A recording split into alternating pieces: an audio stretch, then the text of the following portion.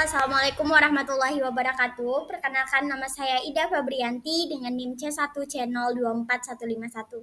Di sini saya akan menjelaskan tentang PPh Badan.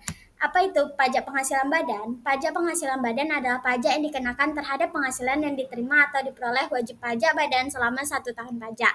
Nah, penghasilan badan ini yaitu setiap penambahan kemampuan ekonomis yang diterima atau diperoleh baik dalam negeri maupun luar negeri.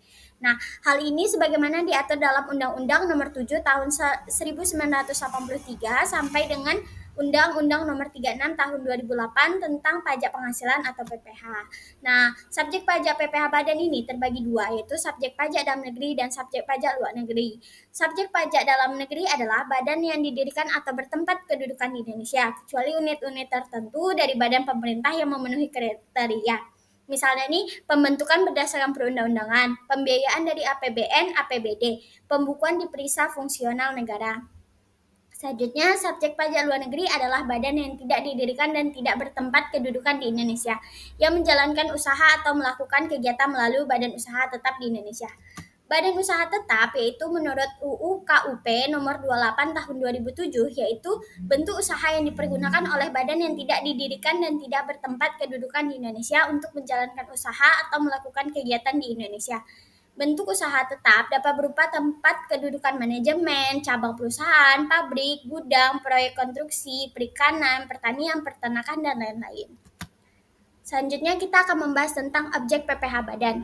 Objek PPh Badan adalah semua penghasilan yang diterima atau diperoleh badan baik dari dalam maupun dari luar negeri. Penghasilan yang meliputi objek pajak badan tercantum dalam pasal 4 ayat 1 UU HPP nomor 7 tahun 2021.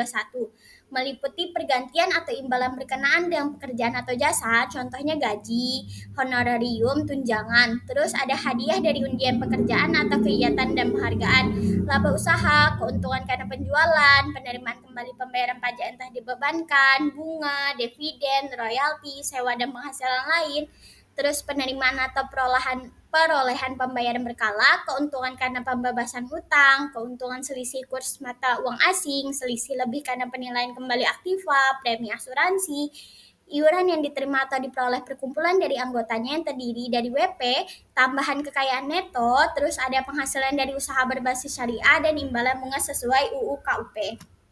Selanjutnya kita akan membahas tentang norma penghitungan PPh Badan. Norma perhitungan PPh Badan dalam artian PPN tidak berlaku umum untuk badan usaha. Wajib pajak badan diwajibkan melakukan pembukuan untuk menentukan laba fiskal dan membayar PPh berdasarkan tarif yang berlaku.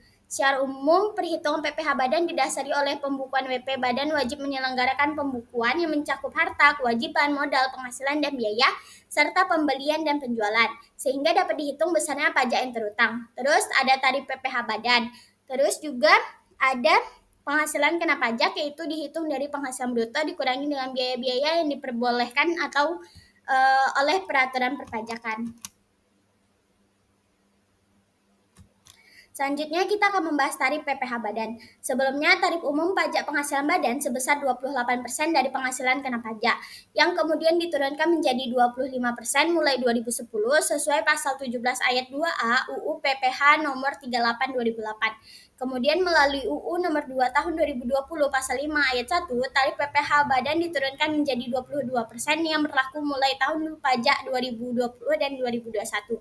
Melalui UU HPP nomor 7 2021 ditetapkan kembali tarif PPh Badan sebesar 22% mulai tahun pajak 2022 hingga saat ini.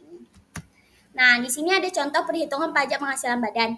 Pada tahun 2024, dalam laporan keuangan PT AAA memperoleh penghasilan kena pajak sebesar 5 miliar dan dapat memanfaatkan fasilitas pengurang pajak sesuai pasal 31E yaitu 50%. Maka pajak yang harus dibayar yaitu 50%, kita kalikan sama tarif pajak yaitu 22% dikali 5 miliar sehingga dapatnya 550 juta. Nah, di sini ada catatan bahwa selama periode tahun 2024, PT AAA telah menyetor pajak penghasilan karyawan ke kas negara sebesar 50 juta dan pajak PPh pasal 23 sebesar 100 juta. Maka pajak yang terhutang PT AAA adalah 550 juta, kita kurangi sama 50 juta yang udah disetorkan, dikurangi lagi sama 100 juta. sehingga hasilnya 350 juta. Nah, 350 juta ini dicicil pembayaran PPh terutang, yaitu bisa dibagi 12 karena dalam 1 tahun, jadi dapatnya 29.166.000 per bulan. Nah, mungkin cukup sekian presentasi dari saya. Apabila ada kesalahan saya minta maaf. Terima kasih. Assalamualaikum warahmatullahi wabarakatuh.